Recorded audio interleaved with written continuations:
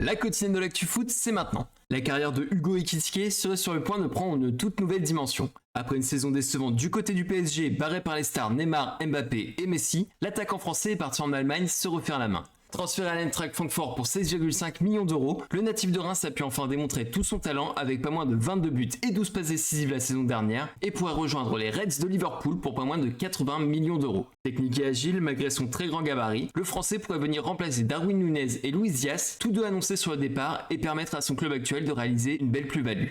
Victor Osimhen est officiellement un joueur de Galatasaray. Le club turc et le Napoli ont enfin trouvé un accord pour l'attaquant nigérian avec une clause interdisant la revente de l'attaquant à un club italien avant 2027. Intransigeant sur la clause libératoire du joueur évaluée à 75 millions d'euros, le deal inclura finalement un versement immédiat de 40 millions d'euros puis un second virement de 35 millions d'euros avant 2026. Le club compte énormément sur l'attaquant que ce soit en championnat ou en Ligue des Champions.